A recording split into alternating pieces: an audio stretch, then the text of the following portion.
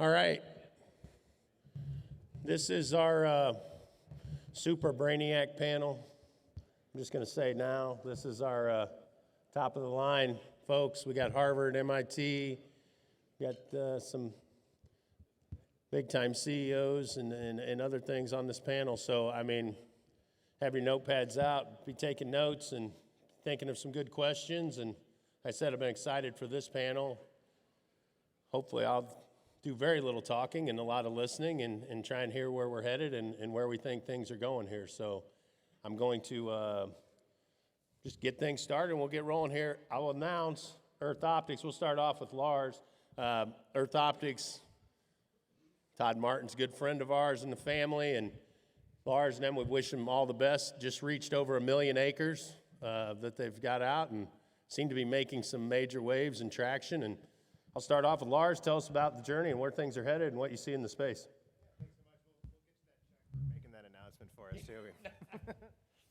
No, we've been around for almost 5 years now and been commercially active for about 3. So yeah, super excited with that 1 million acre milestone. Everything goes as planned. We should be doubling and tripling that before the year is out though. So things are picking up nicely. So Earth Optics is a soil mapping company. I say with an emphasis on mapping. So we develop technology to lower the cost, increase the resolution, increase the accuracy of soil measurement across the board. So we measure compaction, carbon, fertility, health, you name it, we want to be able to measure it and ultimately serve it up digital twin style.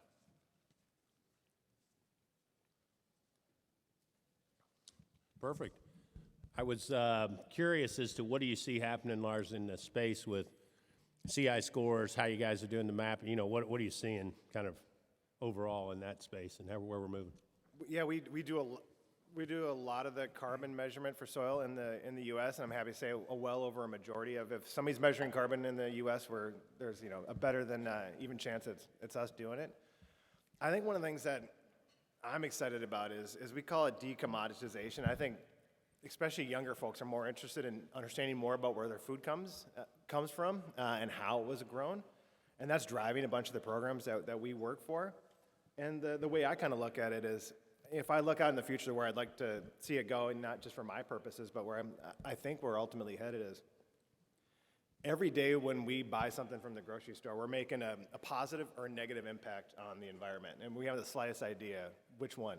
So there's no food labeling, and I liken it to, like, can you imagine if you had to go buy food at the grocery store and there's zero nutrition information on it, right? We just wouldn't accept that. But we accept right now and having no idea when we make a food purchase whether we're making a positive or negative impact. And so I think as we get further along in this, we're actually going to see that kind of equivalent of that nutrition panel on the food we buy around carbon, and that ties into CI scores with fuels as well. And increasingly, thanks to actual measurement and primary data, it's going to be something that people can trust just as much as they trust that calorie measure on there. So we're not there yet, but I think that's what the future looks like. And I think when we get there, obviously it'll be helpful for people like me who are making measurements, but we think there's a significant revenue potential for every farmer and rancher with those data associated with it. You don't have to increase the price of food very much to have that translate in a pretty big impact per acre. Like the way I liken it to, if you pay a few cents extra for a box of cereal, that translates into a couple $100 of revenue, additional revenue per acre. So we think that's coming and something we're really excited to be participating in. Perfect. What for everyone know, Lars' background with space and plasma physics, and he's taken a couple other companies and built a couple other companies. What were the other companies, Lars, that you built up? Yeah, my last company was called Omni-Earth, and then the one before that was called InSpace. So there's a 2 out of 3 chance that a company has Earth in it, I guess, if I'm working there. So I used to be a space physicist. My wife teases me that I'm doing soil now, so I clearly can't get any lower in my career, possibly. So, yeah. Funny. So let's move to Chandler. Is with Gevo. Chandler, tell us a little bit about what Gevo has going on and where you see the carbon, race and the channel headed. Yep. Hi, everyone. Thanks for having me here. So Gevo, so I'm an agronomist. I've been an agronomist for big companies and small companies my whole life. And if someone would have told me 2 years ago that I'd be working for a biofuel company, I'd have laughed at you. But Gevo is a biofuel company focused on building net zero sustainable aviation fuel. And so that's, pretty, the short of it, but to actually measure, which we've talked a lot about measuring things, to measure and quantify the carbon intensity of the whole value chain all the way from the farm to the airplane seat is quite mathematical and quite labor intensive. So that's where my particular role in that whole process is working with growers to produce produce and measure low carbon intensity corn. Now I've seen different, the best way that I describe what we do is, let's say 2 years ago, I could have gone to a carbon intensity calculator as an agronomist, and I could have sat down with any of you and said, hey, how do you fertilize? What's your yields? And I could have calculated you a carbon intensity. It'd probably be 95% accurate. With Verity tracking is what we do. The carbon intensity score, if let's say I had given you a 10, you had a score of 10. Fast forward a year to what we're doing with Verity tracking now is, let's say I get the data from you and we run it through Verity tracking and I come up with the same score of a 10. Even though it's the same number, there's a world of difference between those two 10s. The 10 that Verity tracking gives you is an auditable data pedigree behind that score. So that environmental asset, in this case a carbon intensity, we're using it as an inset in biofuel, but that that asset suddenly is financially tradable and it's backed up by hard data. So that's the biggest thing that Verity tracking is doing, is putting that auditability and that ironclad data pedigree behind the carbon intensity scores. And the beauty of this is we're starting with carbon intensity, but as you can imagine, really any environmental asset on your farm that a customer is willing to pay for, we can adjust and adapt Verity tracking to quantify that.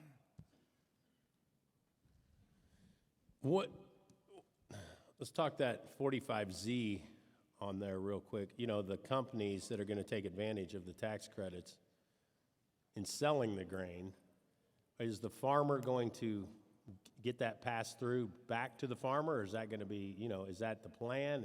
How does that work? What are your thoughts? That is, the plan. That's what we do with I work with growers in our grower program, and this is, even pre-45Z, is we incentivize, the farmers. So the first most important thing that we do is we meet the farmer where they're at. We don't come to anybody's farm and tell you what to do. We meet you where you're at, we measure the carbon intensity on a field-by-field basis, and then we offer incentives. And so this gets back to, we offer incentives. If you are conventional till and you want to switch to reduced till or no-till, we have incentives. We have financial incentive to do that because it will lead to a lower carbon intensity if you want to use a cover crop. And we also work with growers on one-year contracts. And so we are building in our grower program the mechanism to provide the incentives back to the farmer, and that will continue as 45Z develops. Okay, I'm sure the audience will have plenty of questions on things as we move on the carbon scoring. So we'll shift gears. We'll go to a friend of mine, Jeff Tarsi, with Nutrien. Seems like everybody picks on him a little bit when they're up here on stage, but Jeff's become a good friend of ours, and Nutrien, I think, does a fantastic job. Jeff, tell us what you're seeing in the fertilizer space and where you think we might be headed and what folks can look for here in 24. Yeah, thanks, Kevin. Thanks for having me here today. I'm glad to be back. I got picked on last time I think I was here, Kevin, but that makes these things fun a little bit. I tell you, if I look at 24, I think the best news I can share here is I think we're going to see a lot more stability return back, especially on the input side of the business. Starting in the back half of the year of 21, 22, and 23, we saw a lot of unstableness in the market. And I'm starting to see the supply chain starting to level back out again. If you look at nutrient prices today, I think from their high, they're down about 60%. And I think we're seeing the supply and demand, get to something that's more normalized. Kevin, I might throw out there, and I don't know that we'll ever see this again. I hope we don't. But since the back half of 2021, we probably saw as many as 3 on the outside as 4 black swan events. We had COVID. We had a hurricane in New Orleans. We had a deep freeze in Houston that I don't think most people can appreciate how bad that affects supply chain, inert ingredients, and those type things. And then we had the Russian conflict in the Ukraine. And it just threw supply chains completely out of order. And again, I can't think of a period of time that we would have had that many events like that. And look, today we still have, we got the conflict going on in the Middle East and such. And so I bring these up because as I go into this year, I told some of our team members, I said, I'm comfortable going into 24 because we really I don't see a lot of tailwinds, but I also don't see a lot of headwinds. And as far as running a business, it's going to be about executing and executing on your plan and those type things. But I've said that in January before and left this meeting, and some turn of events somewhere in the globe disrupted this thing. But I do think we're going to see a lot more stability.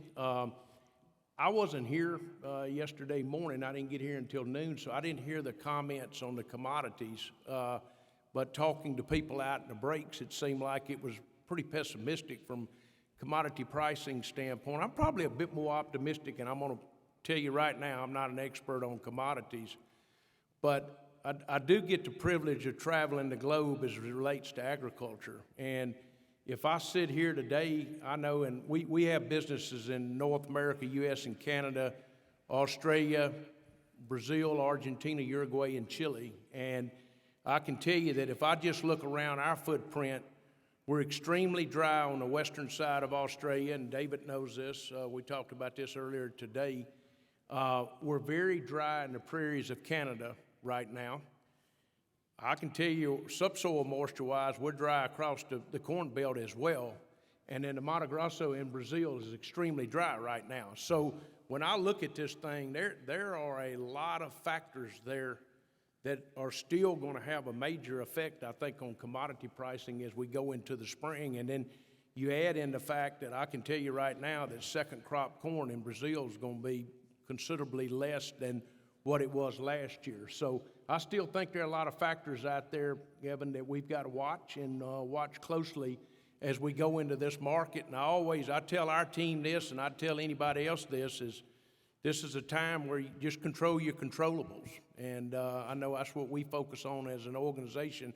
I can't control weather events, and I can't control conflict and those type things, but we can certainly all keep a handle on controlling those things that we can control. Jeff, being the president of Global Retail, what would be 1 or 2 things that would, I guess, keep you up at night where we would, I guess, that oh shit moment where we'd all be saying, wow, fertilizer prices could really skyrocket higher? I mean, is China locking down, or us getting in a trade war, a bigger one with China, or Russia? I mean, what would be the one that would really kind of be like, oh boy, this could get nuts? So first of all, I hope this doesn't surprise anything, but and I generally sleep pretty good, but the one thing that keeps me up at night, if I wake up in the middle of the night in cold sweat, and I run, we have a very large organization, but it doesn't matter the size of your organization. First and foremost is safety. And that's not only the physical well-being of our people, but hearing several of your speakers here the last couple of days, also the mental well-being. When I mentioned all this stuff that we've gone through in COVID, and I see a really big increase in mental health issues and such. So that's always going to be first. And then secondly, from a business perspective, I don't know that the industry has fully accounted for this increasing cost of capital that we're seeing today. And, we went a period of 10 years, and I don't want to call it free money, but man, it was very inexpensive. And then we had a rapid acceleration in '23 on capital cost. And I think, I'm feeling it in my business. I know our growers, customers out there are feeling it as well. And, one thing that concerns me is how long do we stay in this high interest rate environment? And because again, it is absolutely going to have an effect on what we do, especially if I talk about controlling the controllables and such. And then lastly, as I mentioned, we see stability in the market. I see it stabilizing a lot more. I'm watching this escalation in the Middle East right now very closely because shipping lanes and, if you have to go around the Horn of Africa now with a vessel, you're adding anywhere from $1 million to $1.5 million of freight from that standpoint. And look, we had a very strong fall. I don't mean just Nutrient Ag Solutions, but the industry, there was a lot of fertilizer put out this fall. And what that means is we've got to replenish a lot of product now before spring. And so, again, anything that would disrupt that supply chain, just causes headaches in the marketplace. So those would be the things that would be top of mind right now. I appreciate that. Let's move to Soren Schroder. Soren and I we were at dinner last night, and Soren just gotten back recently from Saudi Arabia, and he's got on several boards and a lot of different ag investments. And just where Soren, do you kind of see the overall landscape headed, and what are you most excited about and looking at, and where do you see kind of the future rolling here with ag? Good, we're on. Thanks, Kevin. Thanks for the invitation again this year. Well, I'm not a specialist in anything in particular, so take what I say with a grain of salt. But I think I know the industry pretty well, and from where I sit today, which is somewhat removed, it's perhaps a little easier to see some things than those who are in the middle of it. I mean, we're in a at least short-term down cycle in commodities. I think we heard that from many experts yesterday, and it just makes sense. But I don't think it's going to be a long down cycle like we saw maybe from 12, 13 to 19, 20. That was a long, not pleasant period. I think supply and demand adjust faster now than it ever has. So if we get through a year like this with lower corn prices and perhaps also somewhat lower bean prices, I think it'll all adjust in acreage or in demand very quickly. So I think these short cycles that somebody mentioned yesterday, I think those are for real, and that's a good thing. But nonetheless, when the cycles become a little less pleasant, prices go down, margins get under pressure. It's always good to have other sources of revenue to rely upon, and we've talked about that at this event the last several years. Is building additional revenue streams, whichever way you do it, is a good thing. Be more diversified than just reliant on a couple of crops that are totally commoditized. So that's one thing, and the good news, I think, is that there are plenty of things to pick from today for a farmer or a food company, processing company, to try and diversify and add value. And I'll mention a couple of them that I think stand out, and we've heard about it the last couple of days, and we see it at display out in the hallway. I think monetizing sustainability is upon us. I think farmers can actually get paid for this, and I think it's just a few years ago that it was more this concept of you have to do what's right, and of course we have to do what's right.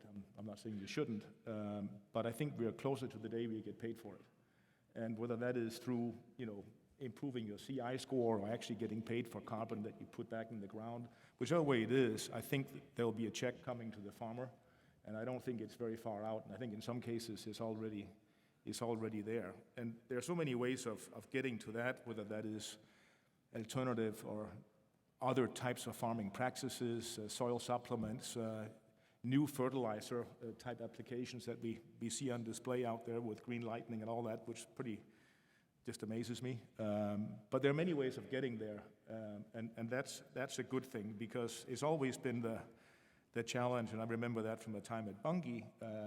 Everybody wants all this stuff, but nobody's willing to pay for it.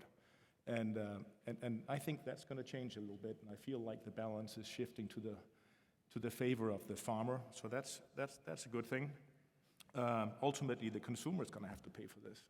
I think that's only reasonable. The holy grail in sort of the renewable fuels thing is sustainable aviation fuel, and well, that's you. and there's just, the CI score and how you get there is everything. That's the gate. And it could very well be that with the outlook for exports that we have, I guess both in beans and corn, we really need that demand. It's not just a nice to have. We'll need it because we will become a more insular domestic market, whether we like it or not.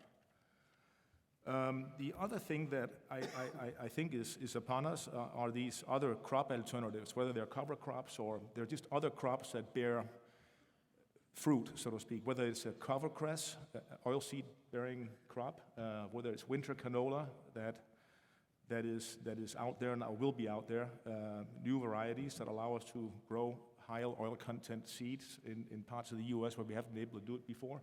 That just makes a lot of sense to me. Renewable diesel, it makes no sense to me that should be supplied by a soybean. There's not enough oil in those to make, it can be part of the equation, but it's not the way to do it. That's a good thing, and those choices will be available. And I'm pretty sure that the companies that will launch these new seeds, whether that is Bunge in combination with the seed company or seed companies alone, will do probably what Benson Hill has done. Offer ways to share risk and pay a premium so you can get into new income streams without having to run that risk all by yourself. I also think the specific traits, and I'm sure you'll talk about Benson Hill at some point, but that's kind of the example that stands out to me of somebody who's been trying to get into really added value stuff and been willing to pay, honestly, I think ridiculously high premiums for that privilege.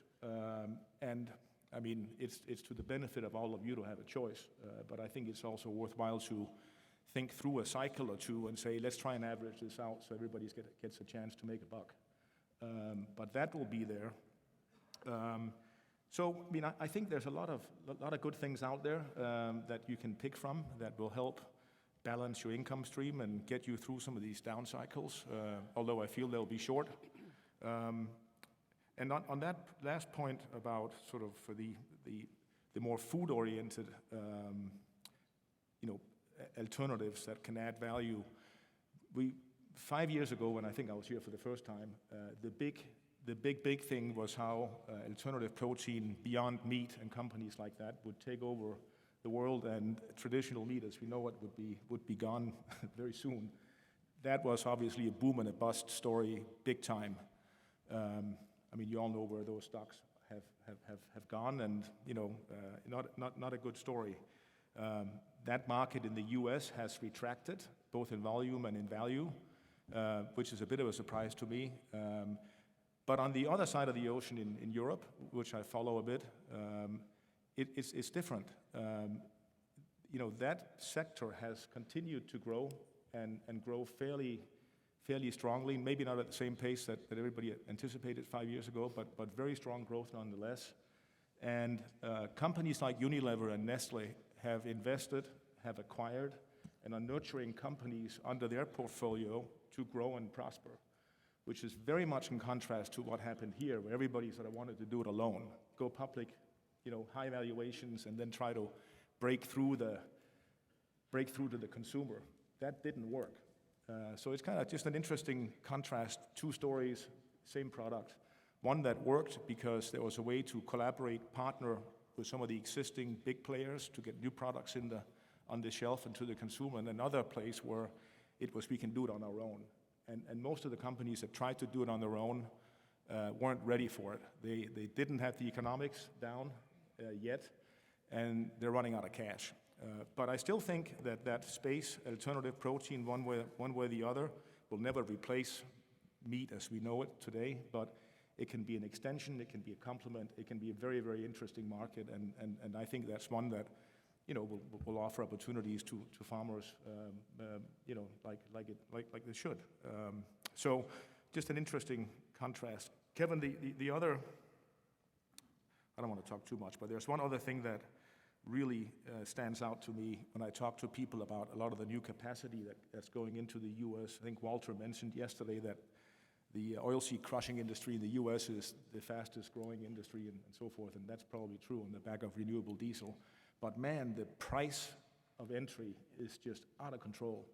That doesn't mean it's not right. It's just, I mean, my reference point when I was still in Bunge in 1819 was that a 3,000-ton crushing plant you could build for maybe $300 million, and today it's double that. I don't even want to think about what a switch plant would cost, 600, 700 million. I mean, the depreciation alone, the delta in depreciation alone on those assets is 25, 30 bucks a ton. That's 70 cents a bushel in a soybean. That's just crushing. Then you add to that logistics, feed milling, meat processing, and packaging. And by the time you add up this whole chain of how much replacement cost has exploded, it's mind-boggling. And so I wonder whether or not, one day we will have to work off replacement because those assets will deplete and they'll have to be renewed. And so I wonder, are we really then going to be that competitive? I'm not so sure. And I'm pretty sure that as that gap has widened, opportunities to create new types of foods and new types of processes, methods of bringing things that are grown to the consumer, much shorter chains, will just be a bigger opportunity than it ever was. The competition that new ideas and methods are up against have become very expensive.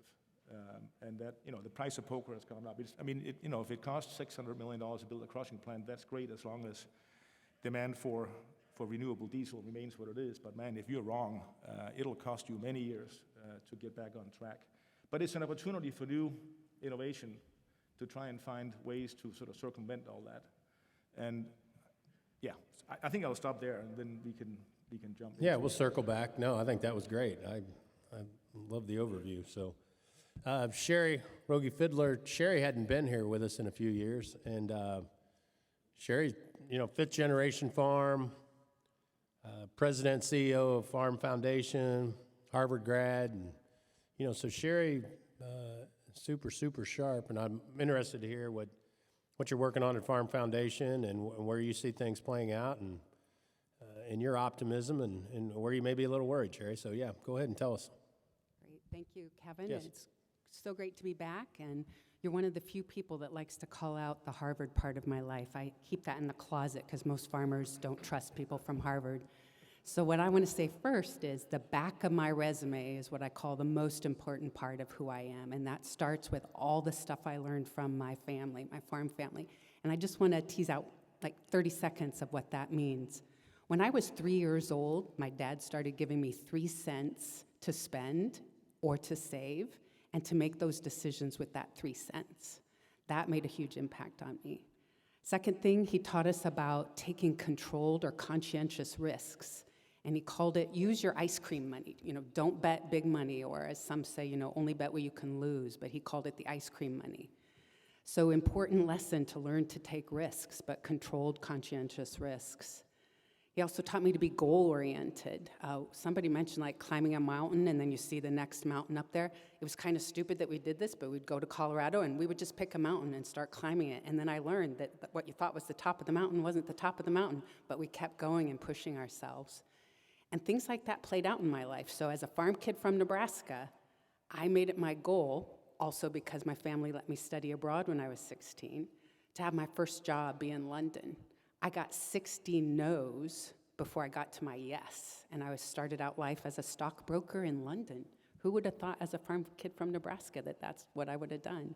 So all of those things that U.S. farm families, I encourage you to teach your kids, but not just tell them, give them experiences to learn this cool stuff that is the most important part of my resume that I got from my family.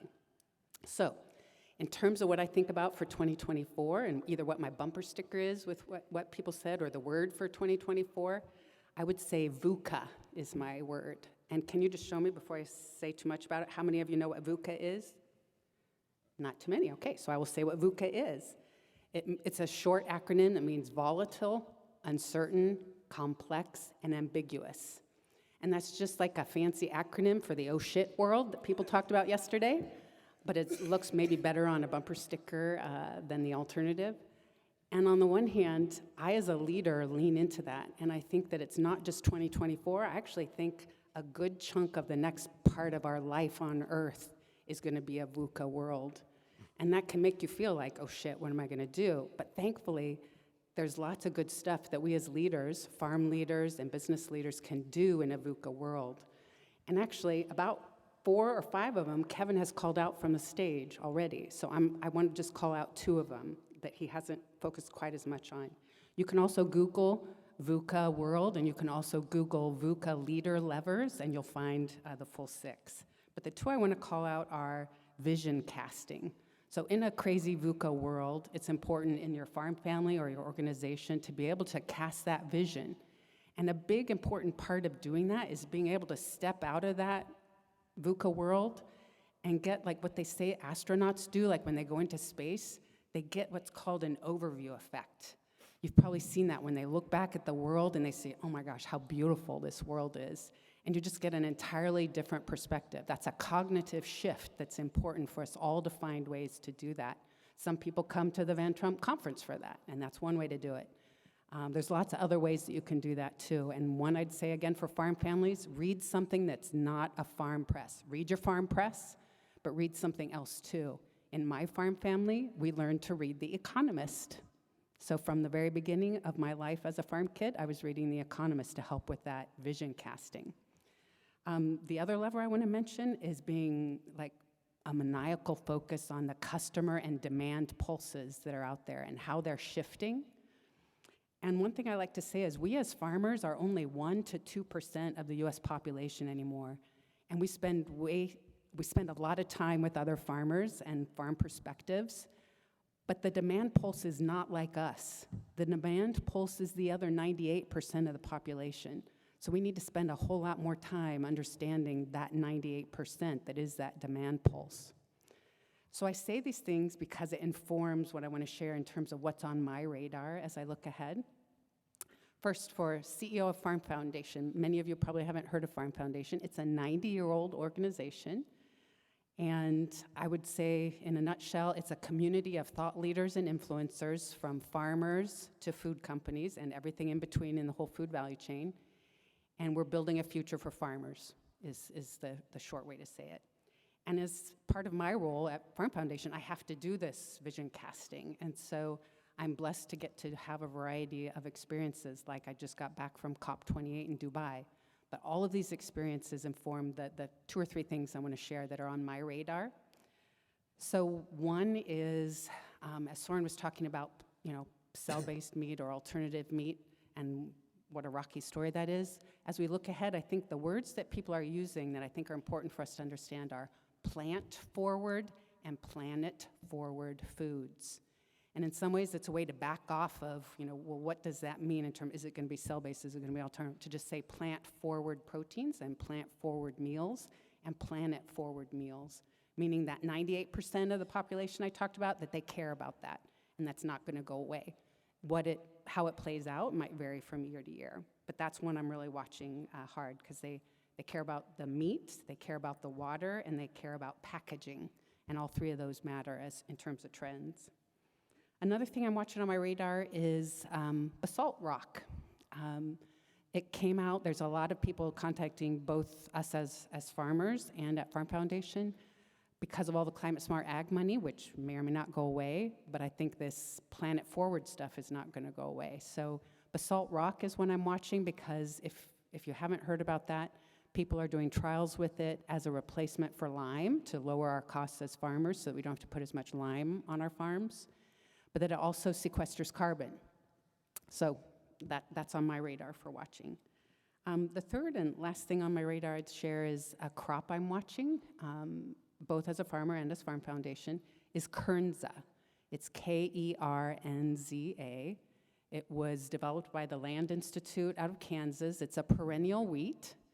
And if you think about a traditional wheat root structure, Kernza is like taller than the average human for its root structure. So huge carbon sequestration, awesome for soil health. But then on the 98% demand side, on the consumer side, it's got like I'm going to get it wrong if it's 10x or 5x of one or the other, but high fiber and high protein, and as a perennial wheat. I love wheat as a crop, but we got out of it because it loses us money, so I'm watching Kernza. It's been doubling the last few years in terms of its commercial applications. It's a little bit bitter, but Patagonia Beer has been using it, and then people are trying it with baked goods and breads, but it has this little bitter edge that they're trying to figure out how to get rid of that. So those are the things I'm watching in the VUCA world, amongst many others, but those are 3 I picked for Yeah, today. perfect. I appreciate that, Sherry. People are taking notes, and check out the that wheat crop. How far are you seeing it grown? Is it being grown? It's still tiny. It's Yeah. still a tiny market. I think it's less than 10,000 acres commercially. Wow, But with big names being interested in it. Right. So that could move the needle fast. So you got to watch. Right. Carter? You awake there? Kevin? I hear you. What are you seeing new? I mean, Sherry's talking about some new crops. You seeing some new things develop on the ag tech side? On the technology side or overall in the market? Overall. Yeah, so the way we're investors in venture capital, and we are trying to figure out what's going to work in the marketplace 7 years from now. And so we think out that distance. When we look at like the history of what's been going on, for the last 60 years, we've been trying to increase yield. And farmers have worked to increase yield, and monoculture has moved forward. Processors have figured out how to process more efficiently. CPGs have figured out how to lower the cost of food and make it attractive and get it to scale and make it shelf stable. Each one of these groups of people have concentrated on their thing. Doctors have figured out how to deliver care a little bit better. Everybody's working on their thing. And invariably what that means is they're really good at reducing the cost of that thing, but maybe lose sight on other things. So we spend $1.7 trillion on food in the United States, and that's about $5,000 per person per year. We spend $1.9 trillion on the healthcare cost of poor nutrition, and that's $14 trillion globally.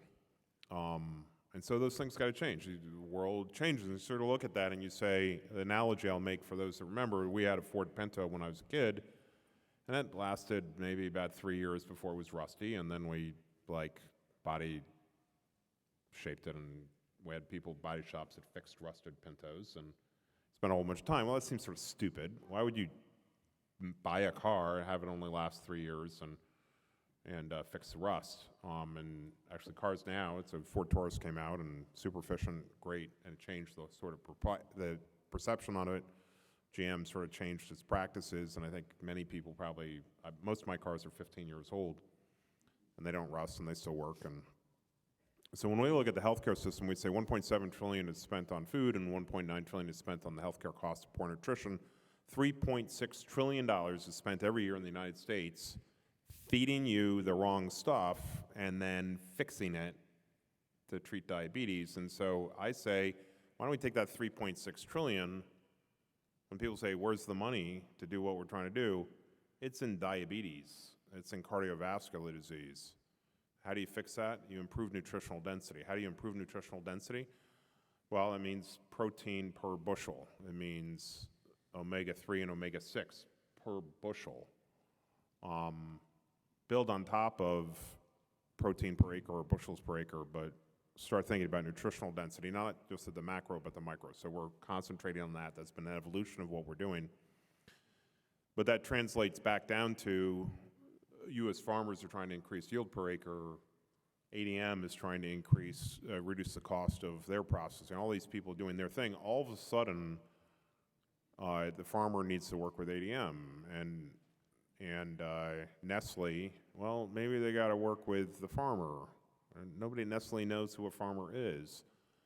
And all of a sudden, up and down the vertical, you've got to change things. And doctors, I don't know how many of you have a personal care physician. I went from having a great personal care physician to one who is great at typing stuff in the computer, but I don't really talk to her any longer. So even that. So imagine a world going forward where you have diabetes, and you're worried about your nutrition, how to get healthy, and do you go to your doctor, or do you walk into Walmart? You walk into Walmart, and they've got a PBM, they've got a pharmacy, they've got urgent care, they've got various kinds of, we got food, that's how we get nutrition.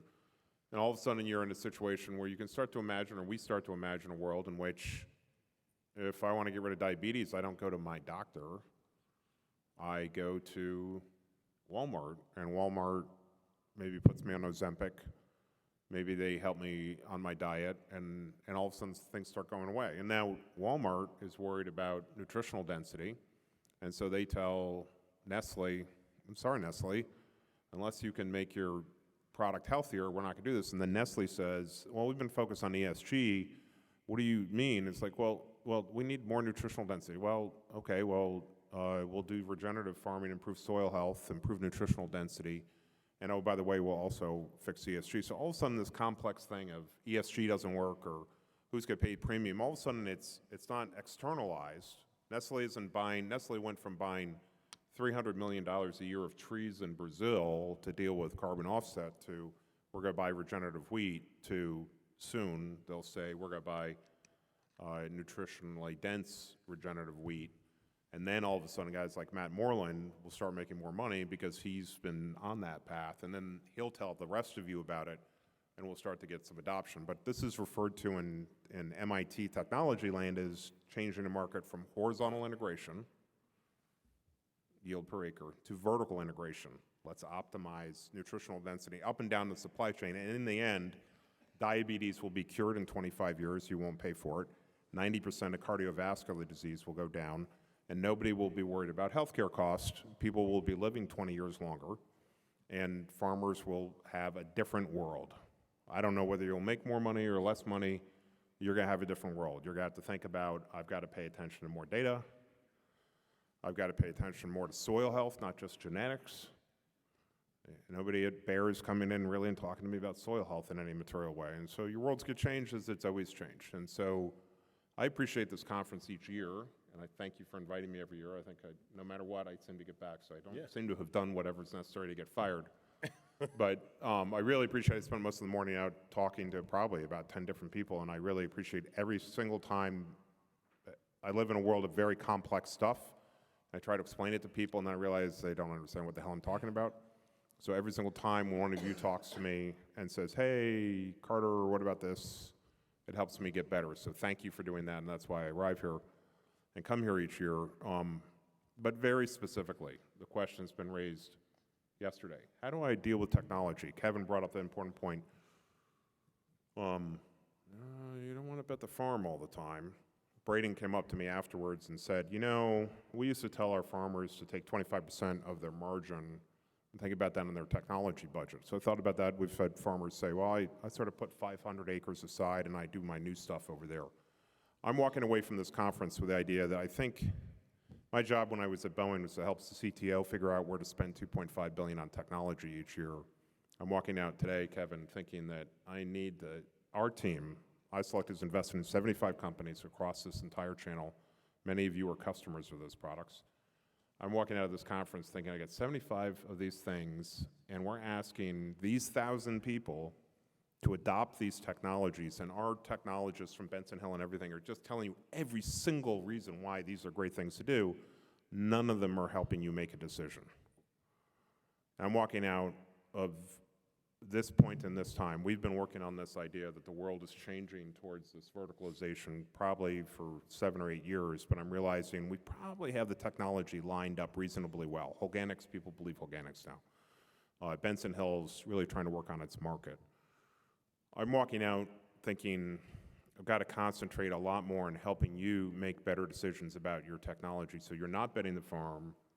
Technology is something that takes 7 years to get the realization.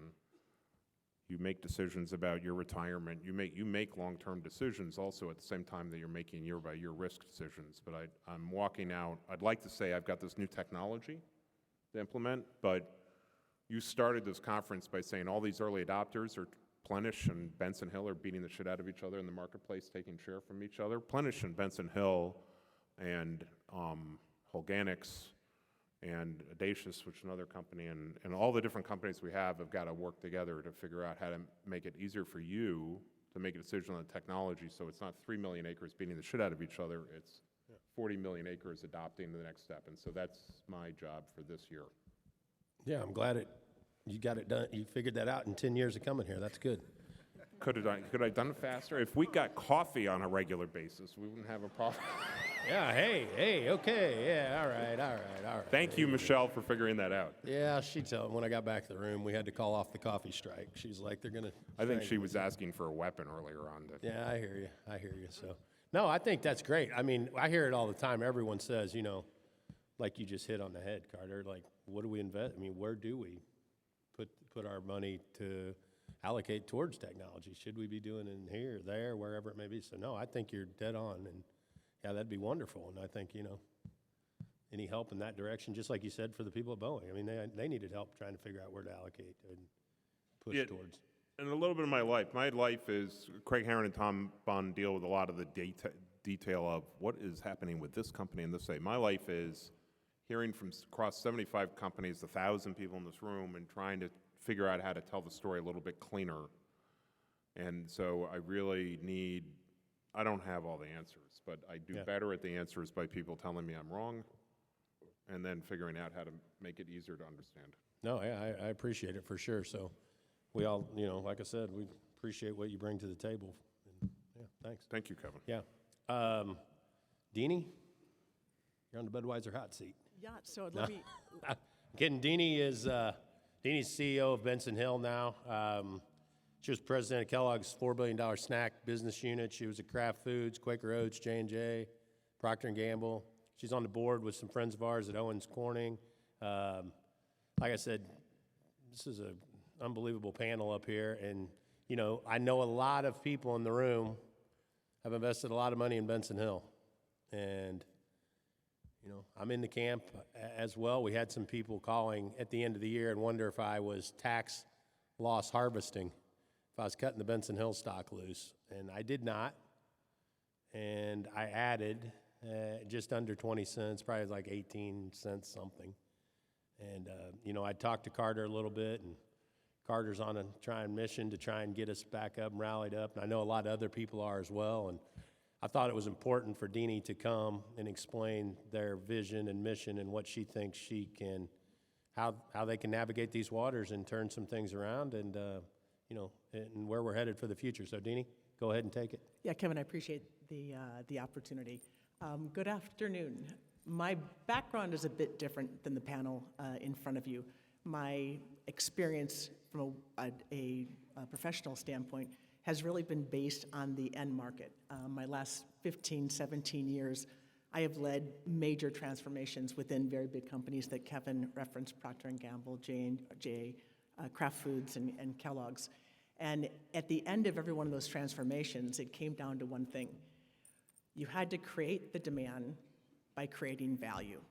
Now, I sat through the panels yesterday, and I was a bit intrigued by some of the comparisons in the need for transformation, especially the comparison of Netflix versus Blockbuster. It's a comparison that's made quite often. In many ways, Benson Hill had to step back and reassess everything in order for us to navigate the future. On paper, we were knocking our results out of the park. We were exceeding expectations across revenue and all of our key KPIs that we'd communicated to the marketplace. But if you step back and you looked forward, the demand necessary to sustain the business model we were on was not there. It just was not being realized. And so we had a choice to make. We either put our head in the sand like an ostrich and hide and hope it didn't happen the way it looked like it was going to happen, or we step back and you reassess and you figure out what you've got, you figure out where it's going, and you figure out where you've got a competitive advantage, and you double down. We chose the latter path. We reassessed our business, we restructured, we cut costs, we developed a new business model, and we, very importantly, with every step we've taken, we've brought on external advisors to validate every single thing we're doing so that we know we're going in the right direction. Now, as much as things have changed at Benson Hill, what hasn't changed is the burning platform for plant-based protein globally. We can't ignore the fact that there is a global food security issue. Over the next 10 to 20 years, we are going to have to find a way to produce 50 to 60% more food to feed the population. What also cannot be ignored is exactly what Carter referenced, the need for nutritional security. In the next 20 to 30 years, we're going to have to find a way to come up with about 70% more protein than we do today. Now, interestingly enough, the most efficient global protein source in the world is soy protein. When you combine that with the need to have less of a climate impact globally, soy and soy protein almost universally is the answer. And so as we step back, companies like Benson Hill that are combining ag and tech are incredibly well positioned to solve this problem, because through predictive analytics, we're able to find breeding methodologies that accelerate a speed to market to solve the issues of these end users. Let me give you an example. If you step back and look at the animal protein needs within soy, animal feed represents roughly 50 to 60% of the soy capacity today in the US consumption. 50 to 60% of that capacity goes into animal feed.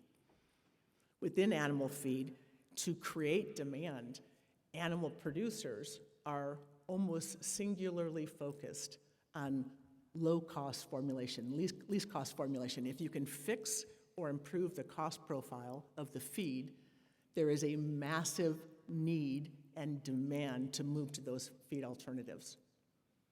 Within soy protein, there is a trait called oligosaccharide. And what that trait is it's a complex carbohydrate.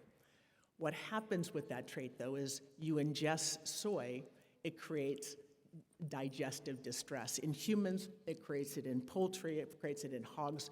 You can only put so much soy protein into an animal feed diet, unless you're able to reduce the oligosaccharide in the formulation. And if you can do that, then you can put more soy protein into the animal feed, reduce the cost of animal protein. That's a way to increase demand and reduce cost formulations. The other benefit of a lower oligosaccharide profile in animal feed is that it actually enables sucrose to be realized in the animal. So sucrose will dedicate calories to an animal. For every bushel of low oligosaccharide, high protein soy meal, we generate about 3,800 calories additional. So take 50 to 60 bushels of soy meal across millions of acres, and all of a sudden you have a profile that massively improves this food security, the nutritional security in animal feed, a demand mechanism within which producers are very interested in participating.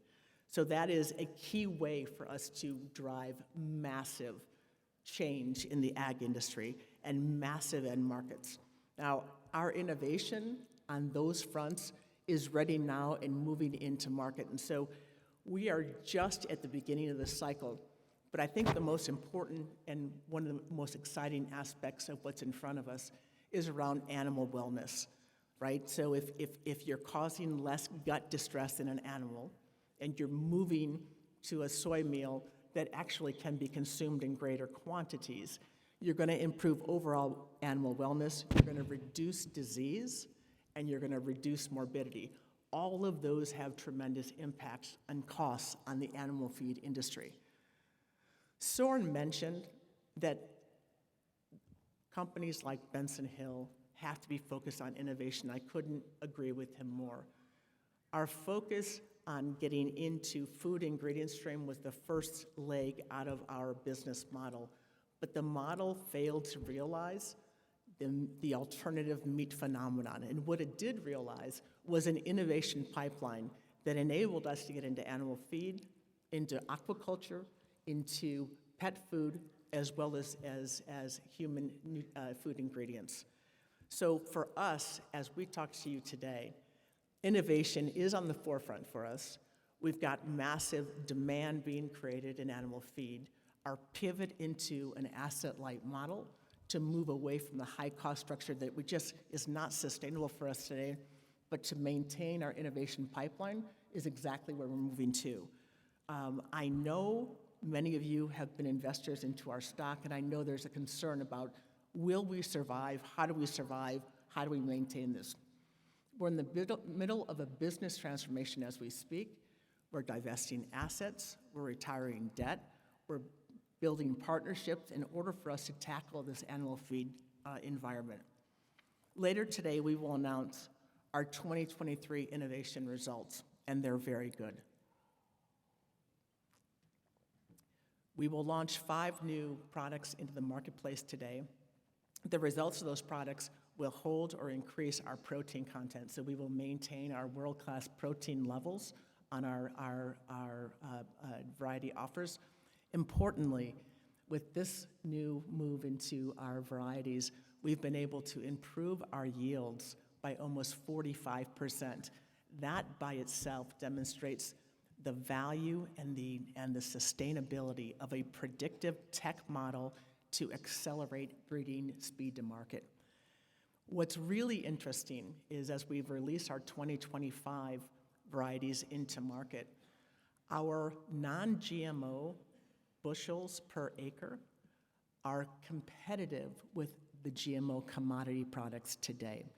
And so what we see going forward is by utilizing CropOS, the predictive analytics that focus on artificial intelligence to get to faster solutions and out to market in a faster way that meet end market demand. It is the way a company like Benson Hill succeeds long term. Our model provides the opportunity for value creation in a much more massive way than the path we were on before, and the business shift to expand into animal feed is exactly what we're doing to ensure that Benson Hill really is positioned to be the solution in long-term soy protein alternatives. Perfect. We're going to start sending in questions. Jordan and Todd can kind of ask some things. I'll start with the first one. Well, I guess this isn't the first one, but keep in mind, there was really, like Jeff talked, Tarsi, there were some black swans on their end. I looked at the Benson stock, or the Benson Hill. We'll stay on Benson Hill a minute on the camera. So, you know, I don't say it's unfortunate, but it was. I mean, there was the hoopla around Beyond and Impossible and all that, and Benson was tied to the story, and by design to some degree, by choice. But then when that went south, you know, Wall Street really soured. That was Black Swan 1, tied Benson Hill to that space. Then number 2, they went on a little bit of a witch hunt, if you remember, as we broke in the market on SPACs. Any SPAC just got tossed. I mean, got just obliterated. Carter would be the first to tell you. I mean, the SPACs just got hammered. And then the third leg that I think, you know, because when I talk to Blackstone or BlackRock, any of the bigger traders and the big traders, then the next was, well, I doubt they have in the playbook the cost of debt, how it dramatically increased and went sky high on them. So you had 3 hit, boom, boom, boom. And, you know, as you guys know better than anyone, I mean, there's times the market goes down with no rhyme or reason, you think, or up with no real rhyme. And, you know, these were 3 really, really strong headwinds that, you know, did some major damage to the stock. And now here we are. I don't feel that there was anything major in the mix other than it lost taste on Wall Street in a quick hurry, tied to that stock. And it's unfortunate that's how things trade on Wall Street, but it is where we're at. You know, are there any shifts, Deanie, and I guess, you know, going to market? Are we more focused, I guess, on the animal feed sector, or what's the narrative maybe on Wall Street? What are we thinking that, or Carter even too, what are you hearing on Wall Street about Benson? And, you know, how go ahead, you two tag team it. Yeah, so I'd love to tackle this because I think that I think anybody who's got a 15-cent stock right now would tell you that it's undervalued, and I'm not going to be the exception. I believe we are undervalued. And if you look at our market cap by itself today, our guidance on the year in terms of our revenue and our costs and our EBITDA, as well as our ending cash, all would indicate that we are significantly below value. But the market is spoken, and I'd be a fool not to listen. I think you fix a stock problem with results, and you find a different way to penetrate a new market. And I think this is not about animal feed exclusively. This is about broadening the aperture and look at the total soy protein market.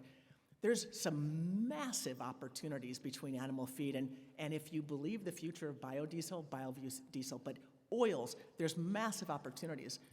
We have a pipeline of products that have been developed to take advantage of those opportunities that is ready now. And so for us, it was a matter of stepping back and figuring out how to change the business model, how to reduce costs, how to partner our way into a value chain instead of doing it all ourselves. That's the key to this. What doesn't change for us, our innovation pipeline is potentially more attractive today than it was 6 months ago or a year ago, because we are in a position where we've got ready now innovation that meets real end market needs. And the performance on that innovation from a protein standpoint and a yield standpoint is incredibly competitive, and it meets a burning platform. So all the elements of this formula are right. For me and my team, our focus is on the fundamentals. Get this plan finished, roll it out into the market, get the announcements out the door, and the stock price will take care of itself, because I can't touch the stock price. But what I can do is fix all the demand signals around the stock price. I can fix the innovation pipeline so it creates real value in the marketplace, and I can ultimately provide to you opportunities to drive more revenue through your P&Ls with higher premium products that will succeed in the marketplace. And so a lot of what you're going to start seeing from us, and a lot of what we're going to start doing, is partnering with the end users. That's where you create the demand. If the end user, massive end users, want these products, if they demonstrate beneficial financially for them, the demand gets created and the pull happens across the value chain. And so, Kevin, really that's where our focus is deliver our plan, and the rest will take care of itself. Carter, I don't know if you've got an additional comment on our stock. How do you want me to camp on this? Sure, however you like. I mean, Well, so I know you're still first bullish. and foremost, you have to have a more valuable product. Then you have to execute as she's mentioning, and then you also need to educate the market. I think I always say, take Tesla, take Amazon, take NVIDIA, and scroll it out to its entire life cycle of investment and decide when you wish you had invested. NVIDIA crashed dramatically after its IPO. Many people thought Amazon was going to go out of business. So then companies still go out of business.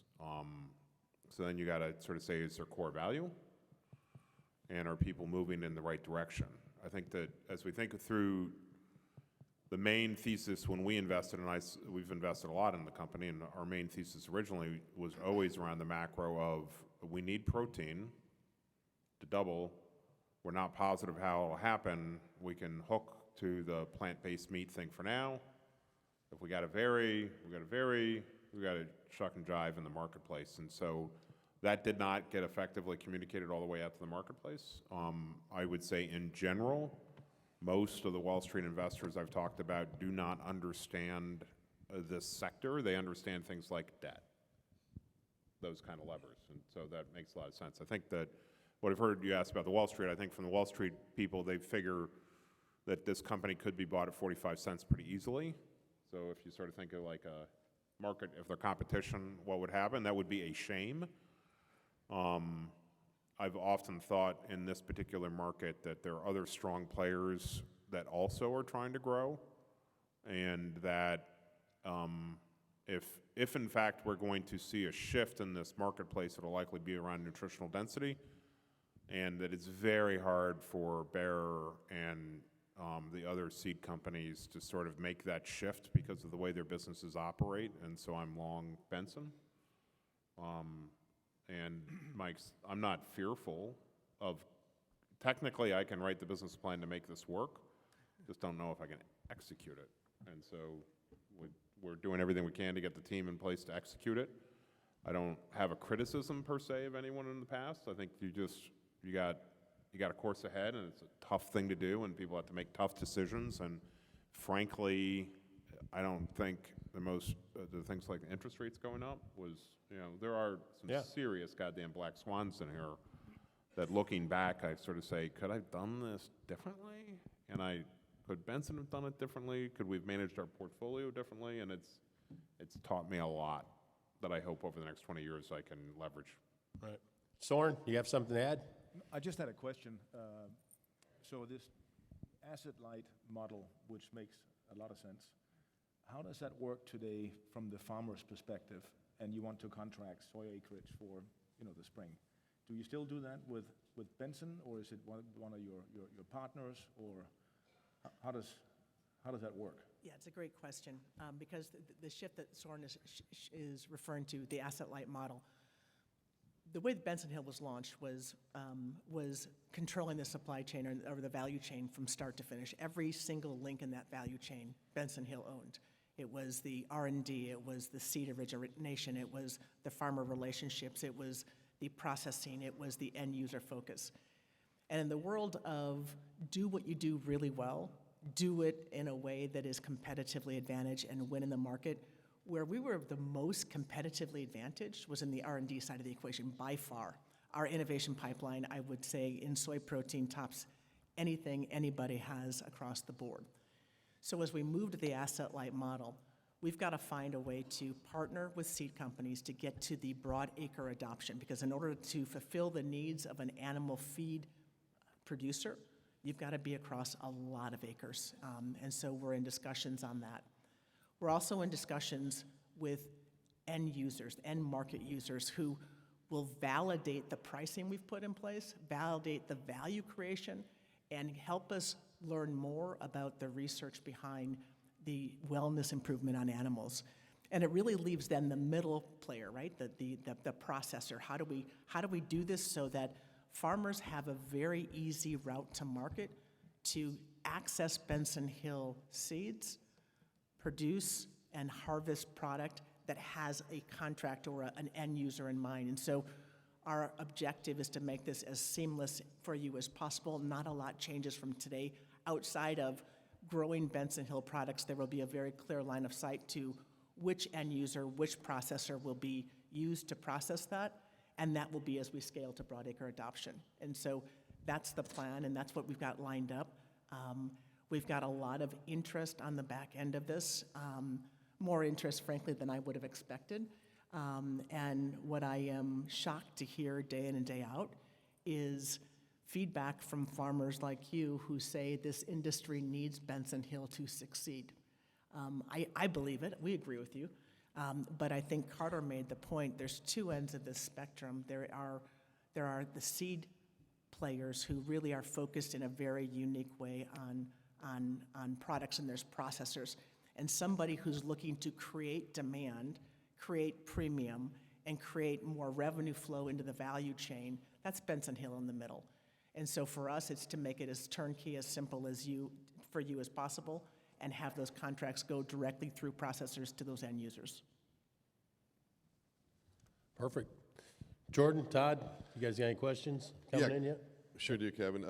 Had a number of questions surrounding the carbon footprint of food, and do consumers, are they driving the change, and do they care? So the question would be summed up like this: is consumer desire for sustainable food stronger than their desire for cheap food? What do you think, Lars? You want to tackle it? Yeah, I think I've seen mixed. I've seen both sides that argued. I see some CPG companies say like, "Oh, consumers won't pay for it." I also think they've done a really crappy job at trying to market carbon food, and I don't think they've done it well yet. I think increasingly it'll just be table stakes. Like if you get to that world where, yeah, the climate origin of the food you're buying at the grocery store, if you've got that nutrition label, customers are just going to require it. They're not going to want to buy a food that doesn't have a label, just like they want to buy a food that doesn't have a calorie label on it. And so ultimately they'll probably pay a couple cents more. But I think that it'll just be a standard requirement. Yeah, it's similar. Shari, you have any opinion on that? Like you said, we're really 2%, and it's the 98% that we got to worry about that are going to dictate the demand. I think it depends if you're talking right now or into the future. I think the movement is more towards this wanting more from your food than just the cheap food. And I think it's a generational thing as well. I've seen it again and again that some of the single young, say Gen Y or Z, are willing to consume less and spend more because they want this plant-forward, planet-forward kind of food, and they're willing to make those choices. And then as those Gen Y, Z, establish families, it's a question of will those patterns continue then as they have to spend for more than just themselves? These are unanswered questions yet, but I think the trend lines are that, we've talked about the demographics shifting. I think I've seen the tipping point is happening in the workplace already for the other generations having a higher proportion of the workforce. They'll have that spending power then to make these kind of choices. So the jury's out, but I think there's a lot of demand signals out there that we have to really watch for. I wouldn't mind inserting something here. I'm going to let you in on a secret that you can't tell anybody, but I'm first going to put it in context. So the 1.7, 1.9 is roughly, it's like 5,000 and change we spend on food each year, 6,000 and change that we spend per person on the healthcare costs of poor nutrition. Now that's all through Medicare and Medicaid and a whole bunch of different transfer prices, but to the discussion right here is, in a sense, you can sort of think that like that $6,000 is going to move its way over to value in our core food. Our food costs may go up a little bit in that, but our healthcare costs will go down dramatically, and somehow the economy will work out that trade over time and make decisions. But that question is observability, and I appreciate the comment about calories. What most people don't know is all the labels are wrong. The labels on food are wrong. And this is the secret information I'm telling you. We've invested in a company they'll sort of keep quiet about that has a low-cost assay, like it will ultimately be below $100, even less, that can determine the full nutritional spectrum of a crop. So if someone's coming in dropping off grain for your pigs and you want to know what the protein content is, you'll be able to point this thing at that thing or do a test real time and say, that has 15% less protein than I expected, and I want a discount. The reason I sort of say the secret is it is unclear how that's going to ripple through the industry. You can point it at meat and say that's not grass-fed because it doesn't have these micronutrients in it. Right now, a lot, and I don't know what Soren's attitude on this is right now, a lot of our infrastructure is based around everything's the same, and we just move it through the system and commoditization. But all of a sudden, once you start really getting real-time information, this will build on the ESG and the environmental and the climate side is 2 years from now, we're investing around this concept. So that's this is a secret, keep it to yourself. The concept that 2 or 3 years from now, consumers are going to have this equivalent capacity that we're talking about in terms of determining. They're going to go say, that cereal's actually got 20% more calories than I thought, that has 10% less niacin than the label says. Bullshit, I want a question on this. All of a sudden, there's going to be an intensity because the information will be available to a more common user. This is a test that's normally about $2,500 going to $100, and it'll be more widely available, and all of a sudden, there'll be a lot more truth detection. And we are now starting to invest in the anticipation that in 2 years, the markets are going to be sort of disrupted on that. And so that's my secret piece of information that you should tell no one. Hey, I'm not going to even name the company. I hear you. That's good. Kevin, can I ask a question? Yeah, I was going to ask you one. I know you're supposed to be asking me, but I wanted to. Yeah, and hey, as you ask it, I want to know, you as well, what's Nutrien doing?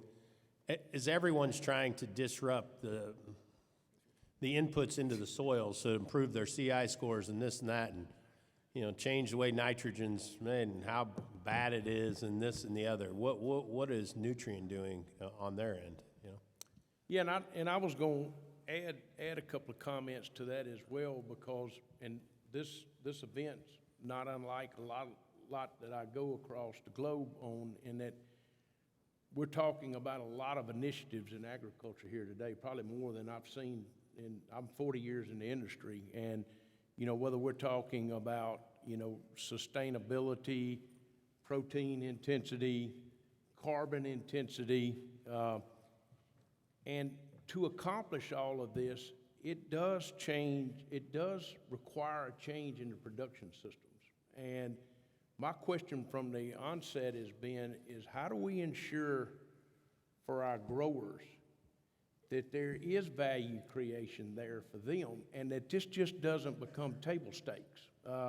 Because too many times in this industry, I've watched these initiatives just become table stakes, where it started off in that it was going to be a value creation standpoint, or a value creation opportunity for the growers there. And I'm still keenly interested. We've invested a lot of money in sustainability and partnering with food companies out there today. And one thing that I think that it really shines brightly is that our industry creates a lot of confusion for our growers, because everyone wants a different platform. They want their own platform to work within. And then it becomes complicated and people lose interest in that side of it. And, with Nutrien, again, I see our role is we're a total solutions provider for our growers. And so we're going to provide any solution that grower demands in order to meet consumer preference, because at the end of the day, the consumer is going to determine what the demand is. If I look today, and again, I'm not a very complicated person, but I have 3 children, and 34, 31, and 18, and I don't ever look at a food label, okay?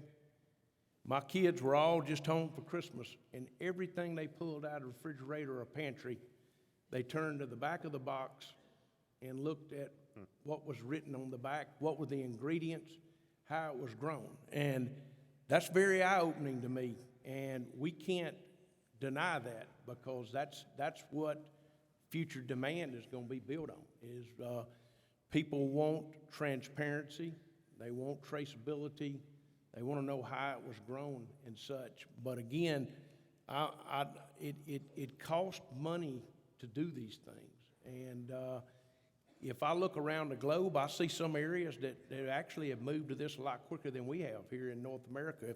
If I'm in Australia, a lot of the practices that they use today to conserve moisture at the same time are building carbon in the soil and doing things around sustainability. And so I'm keenly interested, as we represent growers, in that, how do we make sure we create value here for the grower, and what is that consumer preference? How fast is it going to change? I was interested in, Carter, I think yesterday you might have made the comments about some of the new diet medications that are out there and how that could change food demand or the different preferences and such. But these aren't things that you can adjust to just on the fly. They take time at the farm gate to do that. So, Kevin, I don't know if I answered the question or asked more questions with that. No, I thought that was good. Yeah, I'm with you, Jeff. I'm curious how any of the value props really, truly will end up back in the hands of the grower, because it feels like it's, like you said, it's the same old song and dance, and that, most of that value will be created at the upper end, and it won't pass through or won't trickle down through to the grower. So that was the questions in last night's meeting, Soren. If with Green Lightning or the others, can you put the power back in the hands of the grower and let them control their destiny and let them control and improve their bottom line? So I think it's tough. Lars, you got something to say? Yeah, I was gonna say, I think the one thing that might be different with this time, because I get it, when you're producing a commodity, once everybody starts doing that thing, then the price just evens back out again. But if we stay on this decommoditization route, where it is really, a story, essentially a data story that's being sold with every bushel, it'll create a little bit of winners and losers and differentiation in the market, but that will keep things from becoming table stakes, because you're always going to have, like, you'll have the prime, you'll have the select, you'll have grading. So there'll be more revenue to be made on one end, some end of the market at least. I think that's a little bit different from other initiatives in the past. Yeah, and I guess I'll chip in too, because as a company dealing with this, I think we have some perspective. You can choose to grow one of our varieties on your land, or you can choose to use somebody else's. Our varieties, on average, have about 20% more protein than commodity does today. Low oligosaccharide gets you into animal feed. Because we're higher protein per acre, we're using less water, we are less intense on the land, we emit lower emissions. And so our varieties are almost the perfect win between higher protein, better solution to a massive end market, and sustainability. And so I think you get to the win-win-win when you get products that solve it all the way through the value chain. Now, so what does that mean to a farmer? How do you get your piece of this equation? In a number of these market segments, and specifically when it comes to animal feed, there's a very specific calculation of how the cost is formulated. A big part of that cost is protein. So over the scale, if you've got higher protein beans, it is a higher revenue stream. So you've got choices. What soy do you want to put on the land? How much do you want to grow, and which end markets do you want to go into? And if you choose correctly, you could be driving higher revenues, greater market demand, which will drive a premium, and better sustainability. And in the end, consumers will begin to pay for sustainability. My consumer products background, I spent a lot of time in Europe, running businesses in Europe. Europeans pay for sustainability. They put their money where their mouth is. Americans forever have not done that. But 7 years ago, while I was still square in consumer goods, we were seeing for the first time data points and consumer groups that were indicating that this next generation of consumers was very different from any consumer group prior to them. They were beginning to place their bets on products that hit the triumphant, were good products that represented them well, were good companies for the community, and were focused on the planet. It's the first time from a consumer standpoint 7 years ago that we began seeing those consumers play out. Those consumers today are mothers and fathers, and they've got families. Behaviorally, it's the first generation that has not adopted the behaviors from a food preparation standpoint and consumption standpoint of their parents. And so the point that was made about this next generation is unlike anything we've seen, and the next 2 generations behind it are very similar. This is coming.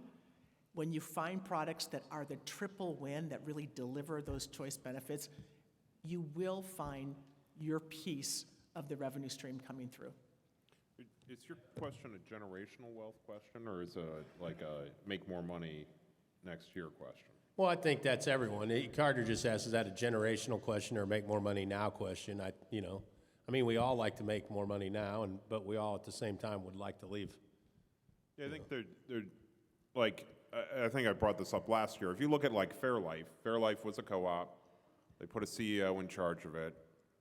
They organized their processes better, a milk co-op.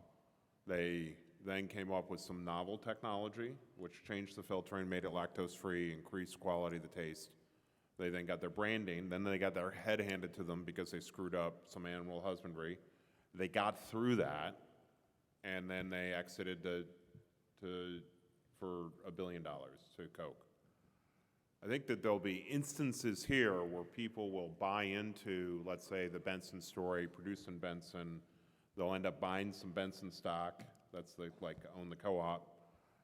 When it's at whatever it is, 18 cents, and then it will grow. I mean, that's like a kind of part of the model of like we're buying into this kind of approach, and we're moving in that different direction. It is unclear. I mean, when you think about it, you're in a commodity business. Diamonds are a commodity. How does De Beer make money in diamonds? They kill anybody else who tries to mine diamonds. So that's not probably the way to deal with it, but they are aggressive about it. So a commodity business is difficult. So you got to decommoditize your business if you want to make more money. and that's either go vertical, offers new value. I mean, that is business. There's no other easy way to do it. I agree. Somebody shout out a question?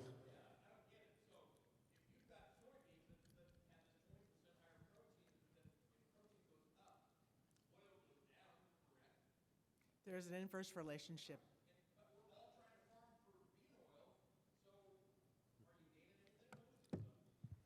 We think you're gaining. We think we found instances in our predictive modeling that enables us to increase protein and increase oil. And those are the varieties we're moving forward beyond the ultra-high protein and low oligosaccharide variety. And so I think that's where the power of the tech platform comes to play. When you're focused on output traits, you can get there faster with a better solution. And I think the traditional models of the complete inverse relationship of protein to oil, yes, that exists. Are there nuances that you can break that down a little bit? And we're seeing some encouraging signs of that. And so, I get the skepticism, I get the concern, but we're seeing the actual varieties in front of us. And as we get those to markets, you'll see those. We're seeing terrific improvements. In a world of genetics, in the last 4 years, we have improved our protein on our products versus commodity by 8 to 10 percentage points. Not percent, percentage points. We've got varieties that are increasing oil. We've got yield improvements that increase almost 50%. So you can't deny the value of the tech that gets you to faster, more predictive breeding. Is it a perfect solution today? No. But we certainly are seeing varieties that are doomed to create massive demand. And so this is going to be a process. But any way you cut it, we're going to have to get to value expansion in the availability of food by 50% in the next 20 or 30 years. These are the solutions that will get there. Kevin, I don't know if my mic is live, but Yeah. do we have time to touch on either AI or regen ag before we close out? Yeah, I'll give everyone a chance here. We're just going to close out now. My thoughts, Carter, to you, and the rest of the panel can take this question or come up and say what you want on your own. But 2 to 4,000 acre farmer, you just asked, you just said, help them. Where should they put money to work in improving or their technology? And the reason I say this is Todd and I played a lot of golf together when we were young. Todd ended up being a golf pro, and I remember I was buying a gift for somebody, and I said, what the hell's the latest, greatest thing? What should I get a guy, get some guy a golfer, widget? And he's like, lessons, golf lessons. That wasn't really what I was looking at, but yes, he was correct, in improving the way they think about the game or improving, on their swing. So I'm saying, you're a 2 to 4,000 acre farmer, where would you look to put some money to work, advancement? What do you deploying some technology? You going to put it towards different types of seed, different type of equipment? I don't know if I can say that answer. I think you got to be more adept at evaluating technology, and if there Would you be shifting to regenerative? I think I'm more comfortable with the shift to regenerative. I think that the winds towards regenerative, and we consider regenerative basically get more carbon into the soil to improve health, improve nutritional health, and I don't live that life exactly. I think that the main thing, when you made your comment yesterday, it's like you're betting the farm technology. I walked away a little bit, as we were saying, how should you manage your money, or how should you manage this? I walked away thinking, when Dave Swain, CTO of Boeing, turned to me and said, I got to deploy $2.5 billion. I'm really smart. I don't know where to apply it. Right. And he turned to me and sort of said, can you help me do that? And that was my job for a while. I think increasing your aptitude at understanding when and how to apply technology and make that decision, and I say that, but now I'm walking away like, how does everyone in this room do that? And so I'm walking away trying to figure out how to solve that problem for you, but I think it's solving that dimension.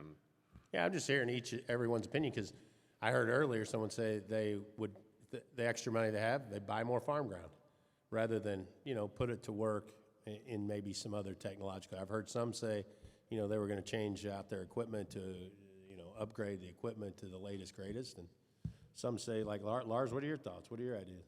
I mean, obviously buying Earth Optics mapping products would be where I would start for sure, but. He says buy Earth Optics mapping price is where he would start, so that's. But yeah, I think it ties into what your investment advice from yesterday in terms of widening the moat. So that might be something different for everybody, but I think making a regenerative transition is a moat widening choice. For sure. For some people, right? So it's probably different for everybody, but putting it through that same lens, I think will help a lot of people. I think that's great. Yeah, Lars was saying, widen your moat. Try to widen the moat each year. And I guess if you can keep doing that on the farm, you're definitely going to be taking steps in the right direction. Sometimes more acres will do that because you got better scale, right? So there's a lot of ways to do it, I think. True. Deanie?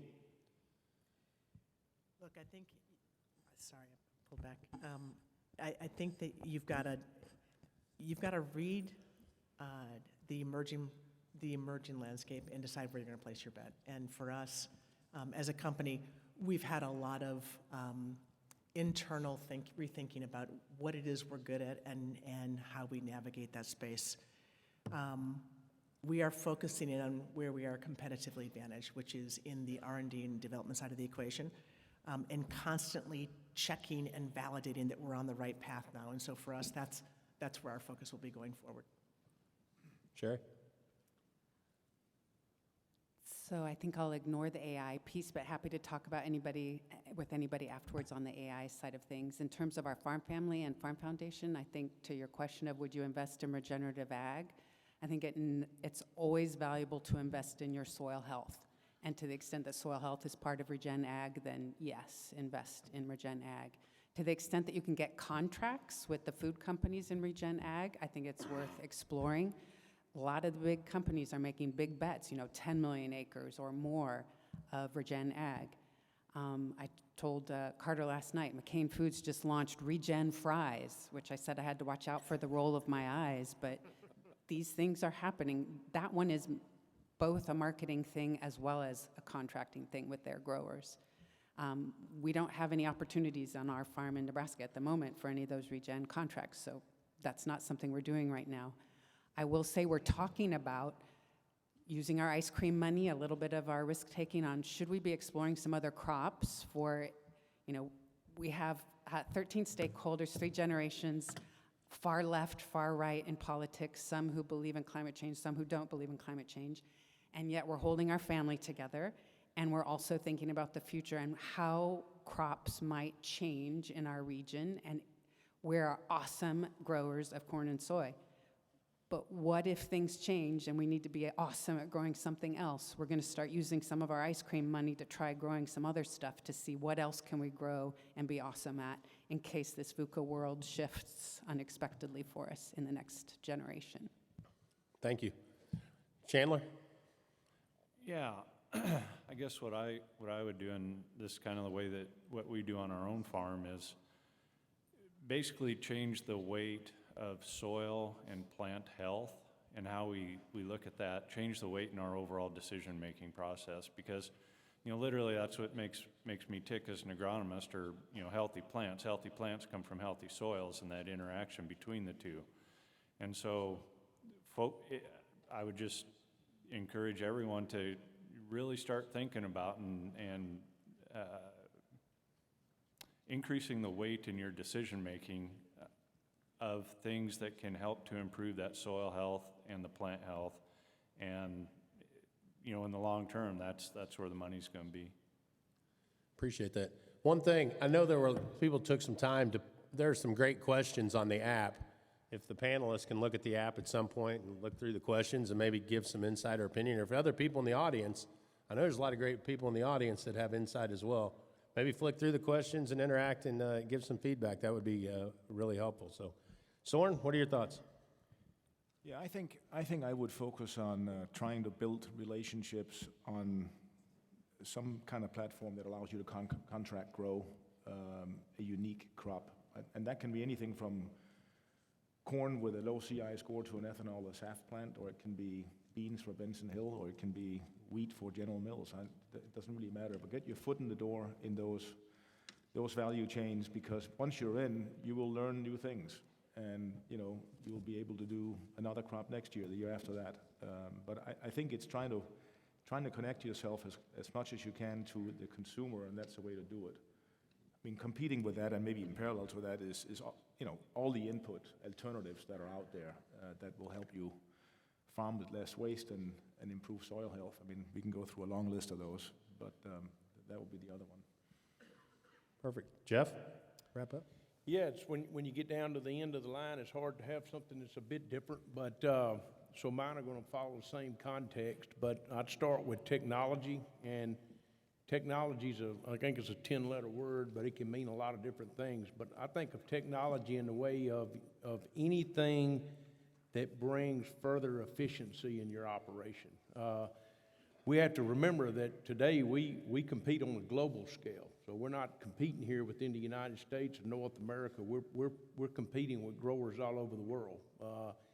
And so I think anything that makes you more efficient, lowers your cost to produce on that farming operation. There are a lot of options out there from a technology standpoint, especially around equipment and such today. And then the last one, I want to agree with my partner here. The most valuable asset that anyone has in any farming operation is their soil. And soil health is, I think, is an absolute key. And we know so much more today about soil health than we did just 10 years ago. And we're going to know even that much more 10 years from now about it. So those are the two areas that I would be focusing on, Kevin. Okay, perfect. Before we head to break, one thing, my good friend Paul Sproles, 3 farm daughters, I always try to help them. I love when families work together to do things.